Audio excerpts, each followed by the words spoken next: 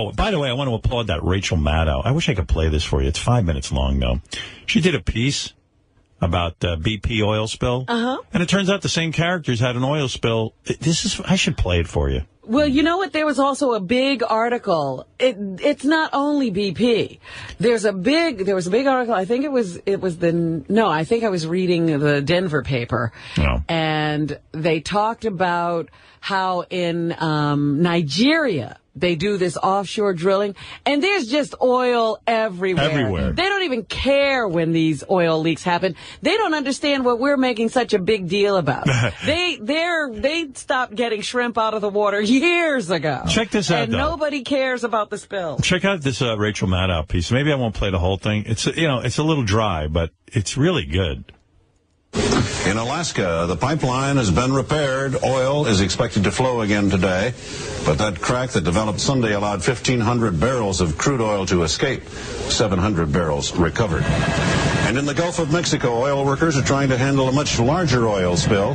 A burning offshore oil well is dumping 30,000 barrels of crude each day into the Gulf. So, yeah, that was from 1979, June 13th, 1979.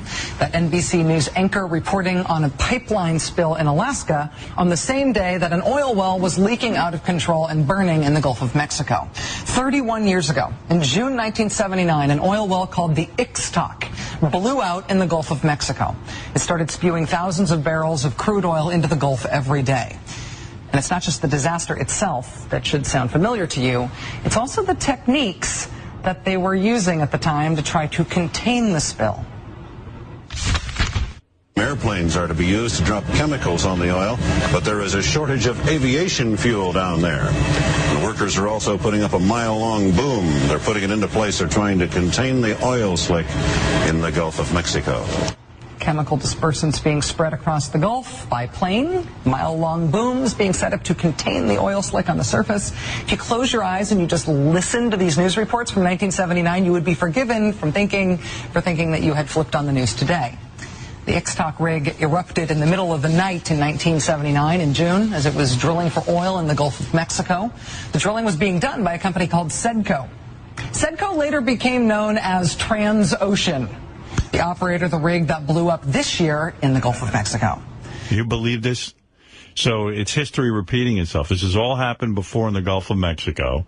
They never did anything to fix it. It's the same exact fucking company under a different name. And it's just going on and on and on. It's a great piece. I should play you the rest. There's like 3 minutes left on it. It's unbelievable how it's the exact same situation. Yeah, but all you know over what? again. If these people go, everybody's saying leave them alone and let's keep drilling. If these people are left unchecked, go just check in Nigeria to see what's happened over there, because the people have no authority and they can't say anything. Their coastline is just ruined. Well, those Republican guys, they're all for, let everyone do their own thing, let the marketplace take care of itself. But you can't with the case of drilling for oil. And you can't with banking, and you can't with things. There has to be regulations. You can't with the stock market. These guys all figure out a way to cheat or cheat the system, and we end up getting fucked because now we're the ones who are going to have to live in this planet with a Gulf of Mexico full of oil. It's so gross. Anyway, Rachel Maddow, she did a great piece. I'd play you the rest, but I don't know. What do you think? It's enough. Howard, you should play one more minute because they do talk about some more interesting parallels. Okay. The reason the Ixtoc explosion turned into a massive uncontrolled leak 30 years ago is because the well's blowout preventer malfunctioned. Sound familiar? The blowout preventer failed to stop the Ixtoc leak, and what followed was an environmental disaster the likes of which the country had never seen before. The Ixtoc disaster in 1979 in the Gulf of Mexico went on for weeks. Then weeks turned into months. The reason it went on for so long is because even though oil companies were allowed to drill offshore like that, it turns out they didn't know how to stop a leak when disaster struck. So 1979. So in 79, they never figured it out. They never figured it out, and they were allowed to keep drilling. So let us drill some more, and let us keep opening these, sinking these rigs and doing it some more because we need the oil so badly. Right. So anyway, if I play the rest of the piece, it'll make you throw up. It's really very good. What's she on? CNBC? MSNBC. MSNBC, yeah. She's the one with the big giant glasses and the short hair. Mm-hmm. She has short hair. I didn't know she wore glasses. She has big giant blue glasses. Oh, I didn't know that. They're a little distracting. She must have been wearing contacts when I saw her. I think she's gone to the big, giant blue glasses. You know. I know how that goes. I wear glasses, and you're always looking for a look with them. I don't think I'm going to the big, giant blue glasses, but she's let real her good. have that. She seems very intelligent, you know.